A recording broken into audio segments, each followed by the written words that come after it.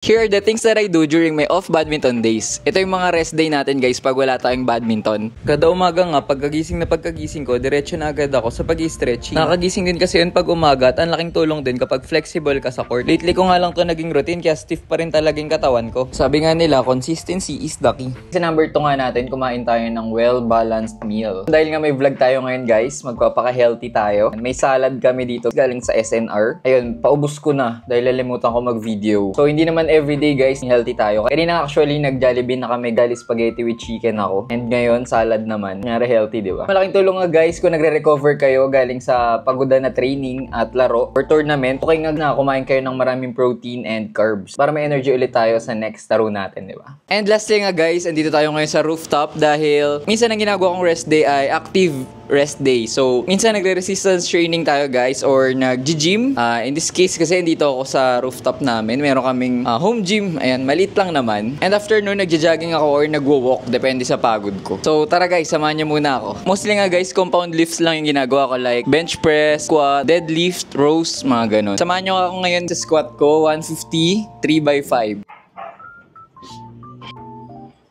Next naman natin ay bench press. Ayan, 100, 3x5. 3 sets, 5 reps. Let's go! Guys, katatapos lang natin mag-workout. Hindi ko na binidyoan, nag-rows tayo tsaka overhead press. So ngayon, dahil may energy pa ako, baka mag-light walk lang ako. Ayan, ito yung treadmill natin guys. Maganda nga guys, kapag off days nyo, magkaroon kayo ng ganitong light intensity, steady cardio para mapahinga yung muscles nyo. Ganito, light intensity lang guys. And kapag ganito nagwo-walk ako or nagja-jog, tina-target ko nga guys na maka 10,000 steps. So mas maganda nga guys para mas madaling matrack yung 10k steps nyo. Malaking tulong talaga guys kapag meron kayong smartwatch. Katulad nga ng gamit kong smartwatch ngayon guys na Amazfit B5 Unity. Sobrang sulit nga ng watch na to guys para sa presyo niyan 3K eh. Ang pinakagamit ko ang function nitong watch na to, itong pedometer niya. Kita nyo, 851 steps pa lang ako ngayong araw. Rest day talaga. Sa pangasa nagustuhan ko dito guys, bukod sa function na yon, napakaangas kasi ng design niya guys. So may metallic touch. So pwede mo siyang gamitin sa formal or pwede rin sa mga casual fits. And ang lakas nga maka-premium guys dahil ang dami rin niyang mga watch face. So pwede nyo gawing classic, pwede nyo gawing digital, pwede nyo pang ilagay din kahit yung picture nyo ng jowa nyo. Laki nga rin tulong kapag hindi mo hawak yung phone mo habang naglalaro. Kasi nagdo-notify dito sa smartwatch kung may tumatawag sa'yo or nagde-text. May option ka na nga rin sagutin or ibaba yung call. Diba ang laking tulong nun lalo kung busy ka. Sa pang sa gamit na gamit ko, yung sleep tracker niya. Talaga mas conscious na ako ngayon na dapat mas maaga ako natutulog